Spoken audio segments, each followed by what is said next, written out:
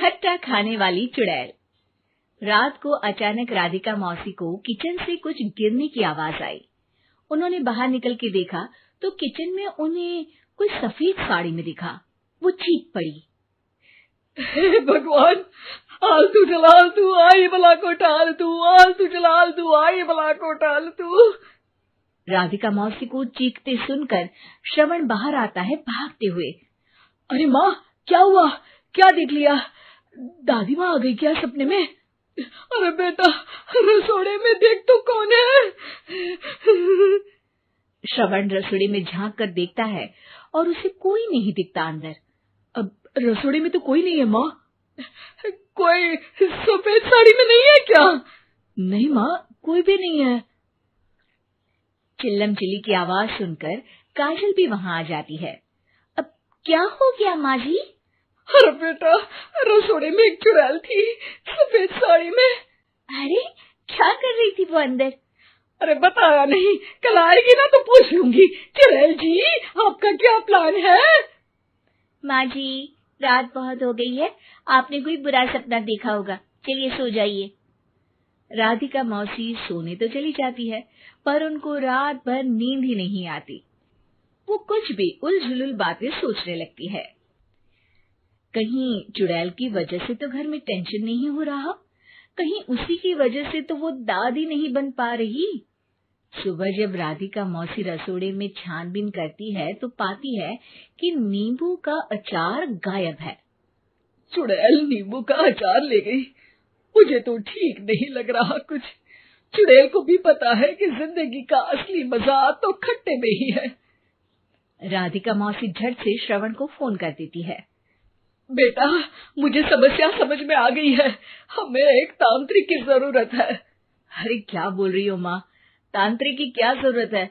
आप पूजा पाठ तो कर ही रही हो ना। आलतू जलालतू मंत्र सारे फालतू जैसे कुछ मंत्र पढ़ो, चली जाएगी अपने आप चुड़ैल। अरे नहीं बेटा, कभी चुड़ैल को कम नहीं समझते। अरे तुझे पता भी नहीं चलेगा कि कभी वो छल करके काजल की जगह घर की बहू खुद बन जाएगी। क्या माँ, कुछ भी बोल रही हो? कहाँ काजल और कहाँ चुड़ैल? वैसे एक बात बताओ, काजल को अगर गाने के लिए बोल देना तो चुड़ैल काजल की आवाज सुनकर घर तो क्या, धरती लोग छोड़कर चली जाएगी। तुम ना पढ़े लिखे बच्चे हर चीज को मजाक समझते हो। तुम रहने दो, मैं खुद ही तांत्रिक को बुला लेती हूँ। अच्छा सुन, शाम को इमली लेके आना। क्या है कि चटनी खाए बहुत दिन हो गए है ना? नहीं माँ, इमली तांत्रिक से ही मंगवा लो ना, आटा वगैरह भी उसी से पिसवा लेना। देखो मुझे काम करना है। श्रवण रात को कई तरह की सब्जियों के साथ माँ के कहने पे चटनी के लिए इमली भी ले आया था, लेकिन राधिका मौसी के दिमाग में अलग ही फिल्म चल रही थी। उन्हें अब सिर्फ शक ही नहीं यकीन होने लगा था कि शायद चुड़ैल ने श्रवण पर अपना जाल बिछा दिया था, जिस वजह से श्रवण उनकी बात ही नहीं मान रहा था। पर कोई नहीं, आने वाली रात में राधिका मौसी खुद तैयार हो गई चुड़ैल को पकड़ने के लिए। रुद्राक्ष की माला, तुलसी का पत्ता, हनुमान चालीसा सब हाथ के पास ही था, बस चुड़ैल का इंतजार था। और जैसा राधिका मौसी ने सोचा था वैसा ही हुआ। वो चुड़ैल उस रात भी आई, पर वो राधिका मौसी से तेज निकली और राधिका मौसी के उससे पकड़ने के पहले ही वो भाग खड़ी हुई। जरूर बहू पे साया है उस चुड़ैल का, तभी तो श्रवण के कमरे में गई है। और अगली सुबह राधिका मौसी पिछली रात हुए हमले में किन चीजों का नुकसान हुआ उसका हिसाब लगा रही थी। उनके खेमे से एक आम के अचार की शीशी भी गायब हो चुकी थी, और वो इमली भी जो कल श्रवण लेकर आया था। राधिका मौसी इस बारे में सोच ही रही थी कि श्रवण जल्दी से रसोड़े में आकर दवाइयों की पोटली ढूंढने लगता है। अरे बेटा, क्या हो गया? अब माँ, वो काजल की तबीयत खराब है, बहुत घबराहट हो रही है उसे। हे भगवान, मैंने पहले ही कहा था कि तांत्रिक को बुला लेते हैं, पर नहीं, अब देखो उस चुड़ैल ने काजल को अपने वश में करना शुरू भी कर दिया है। हालांकि श्रवण भूतों में विश्वास नहीं करता था, पर अब वो भी डर जाता है और राजी हो जाता है एक तांत्रिक को बुलाने के लिए। कुछ ही घंटों में तांत्रिक आ जाते हैं और राधिका मौसी तांत्रिक जी को सब बता देती है। घोर संकट, घनघोर संकट, चुड़ैल को मारू जोर चाकट, ओम भट स्वाहा खटखा के आहा। अरे ये क्या मंत्र है? मेरे खुद के ओरिजिनल मंत्र है, कल रात को ही लिखे हैं, अच्छे लगे तो दाद चाहूंगा। एक और मंत्र सुनो।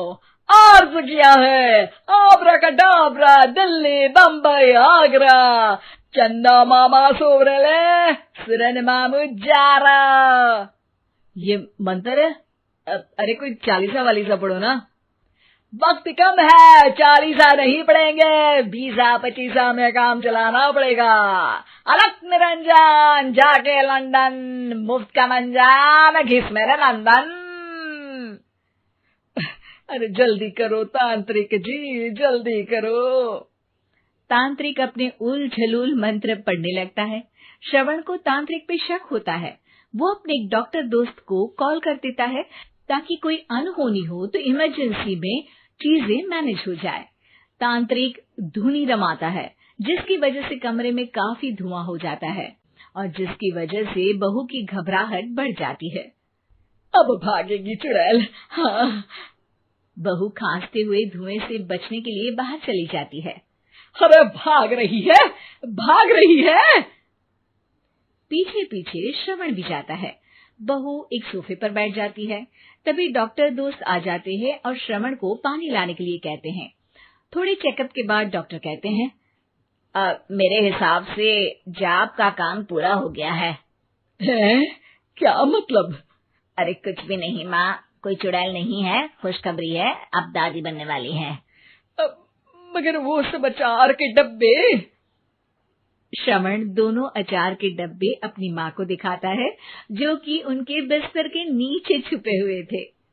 आपने सही बोला था माँ, वो चुड़ैल काजल ही थी जो खट्टा खा रही थी।